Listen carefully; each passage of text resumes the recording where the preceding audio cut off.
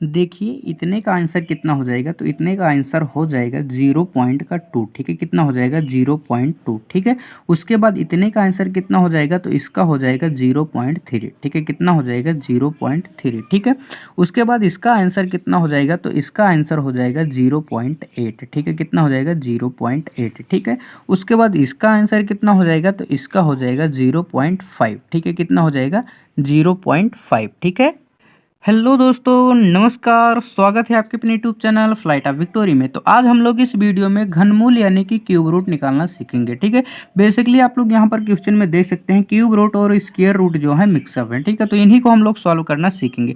तो चलिए बिना देरी करते हुए वीडियो को स्टार्ट करते हैं। देखिए यहाँ पर सबसे पहले क्या दिया हुआ है, क्यूब रूट, उसके अंदर स्क्वायर रूट।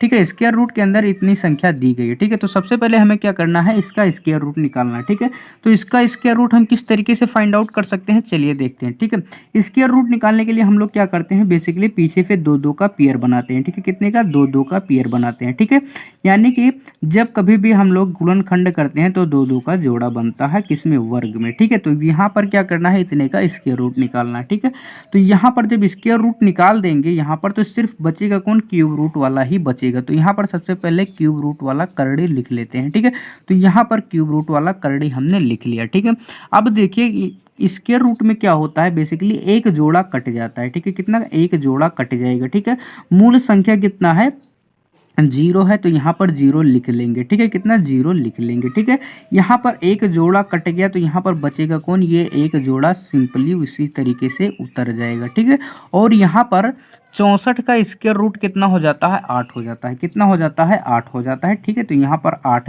लिख देंगे। ठीक है, अब देखिए हमें क्या करना है, इसका क्यूब रूट निकालना है। ठीक है, क्यूब रूट निकालने के लिए हम लोग क्या करते हैं, पीछे से 3 3 का पेयर बनाते हैं। ठीक है, तो यहाँ पर 3 3 का पेयर बन रहा है। ठीक है, अब हमें क्या करना है, सिर्फ 8 का जो है क्यूब रूट निकालना है। ठीक है, तो 8 का क्यूब रूट कितना हो जाता है सिंपली 2 हो जाता है। ठीक है, कितना हो जाता है, 2 हो जाता है।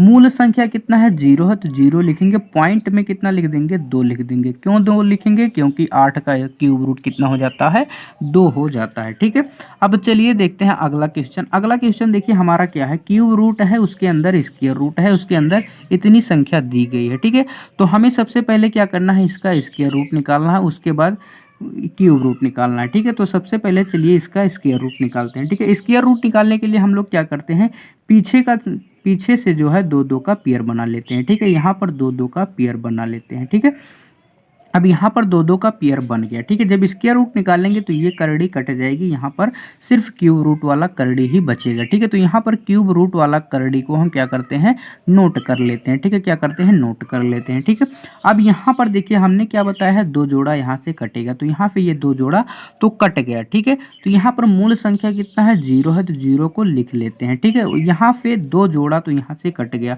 अब ये देखिए यहाँ पर 0 से लेकर यहाँ तक ये जो है, ये इसका अगर स्क्वायर रूट करते हैं तो कितना हो जाता है, तो सिर्फ हमें 729 का ही स्क्वायर रूट करना है। ठीक है, तो 729 का स्क्वायर रूट कितना हो जाता है, 27 हो जाता है। कितना हो जाता है, 27 हो जाता है। ठीक है, कितना हो जाएगा, 27 हो जाएगा। ठीक है, तो यहाँ पर क्या करते हैं, 27 लिख देते हैं। ठीक है, कितना, 27 लिख देते हैं। ठीक है, और यहाँ पर देखिए जब 27 हमने लिख दिया तो इसका क्या करना है, अब हमें क्यूब रूट करना है। ठीक है, क्या करना है, क्यूब रूट करना है। ठीक है, तो इसका क्यूब रूट हम किस तरीके से फाइंड आउट करेंगे, तो सिंपली हम लोग जानते हैं कि 27 का क्यूब रूट कितना होता है।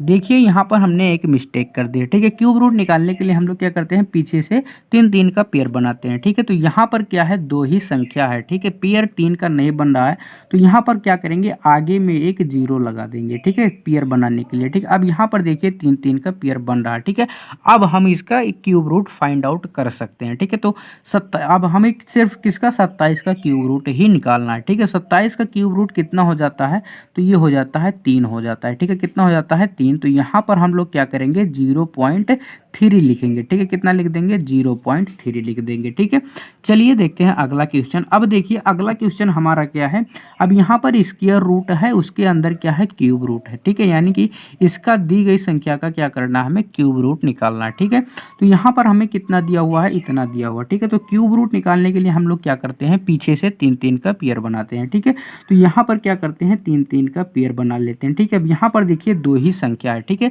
तो जैसा कि यहाँ पर हमने बताया कि एक जीरो हमने बढ़ाया था, ठीक है, उसी तरीके से यहाँ पर भी क्या करेंगे, एक जीरो बढ़ा लेंगे ताकि 3-3 का पेयर बन जाए। अब देखिए यहाँ पर 3-3 का पेयर बन रहा है, ठीक है।